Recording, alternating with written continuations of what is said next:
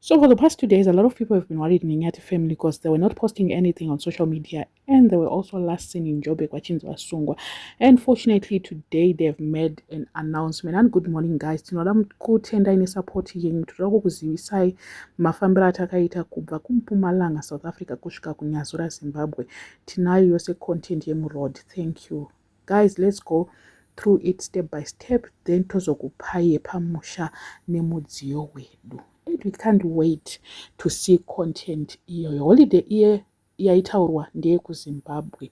Taitofunga kuti hameno kwavarikuda kuenda, probably muSouth Africa or outside South Africa, but vari kuda kutipa content yekunyazura, ndo content yacho yatakamirira. Kome vacho vaenda unoitei kuJoni? Because havana kana 1 week vaenda kuJoni vakutodzoka. What couldn't wait chekuti vakabva vatadza kutomirira vana vavo kuti vauye kuno kuZimbabwe. Amen. Pamwe pambaita emergency asi nekurwadza kunoita bhazi kuya. Amen. I don't know. Regai tione kuti chinenge chakamira sei. Vanhu vese vakanyanyoda kunyatsoona kuti Nyati drove all the way from Mpumalanga to Zimbabwe ega here. Ndoma questions evanhu vakawanda, and kuti Nyati ane license here. Zvinhu izvozvo ndo zvatikamirira kuona. I think kuti content iyoyo is going to be very, very nice to see experience ya Gilbert from South Africa, and also paborder kuti akazvifambisa sei, because ndofunga vanhu vakawanda kuSouth Africa moziziya kuti motikari haicrosse kuya kuno kuZimbabwe kana usina permit.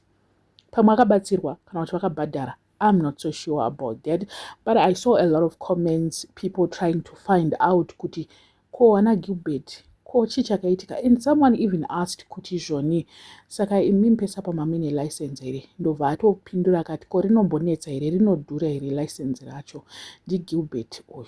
Saka kuti rinodhura kuratidza kuti akatenga here kana kuti kutoita process yacho kwakachipa, handizivi hangu ipapo, because a lot of people are now asking kuti mukomana saka akangwara kutoita zvese izvozvo. Handizivi kuti vanhu vaita hana license vanga vazviona ko, because this is proof enough yekutoti mukomana kana atosvika kumusha kuNyazura uko zvinhu zvake zvakatorongeka. I can't wait to see Joy one family yekumba kwavo. I'm sure they are very excited to see her after such a long time, and also vachionawo mwana muchechi. Mwana angatoita mapepa kudhara, angatoita I don't know ipapo kuti vakapafambisa sei, but I'm so excited for them. Motikariwo yazonziwo inoratidzwa vanhu vekumusha. Ndofunga ruzevha rwese, line rese vari kupururudza, vari kuita kupembera kuti Gilbert finally motikari yatanchingoona. Vamwe vacho vanenge vasingachombobvira vatoona because havana social media. Vamwe vacho kumusha vanenge vachitongoita zvemakuhwa zvekunzwa. Nhasi ndofunga vanhu vamuka vachingoti akauya mwana weapo nemotikari. Munongozivawo kumaraini ekumusha zvinenge zvichingoitika. We can't wait to see the exclusive content yekuNyati family. I always like content yekumusha.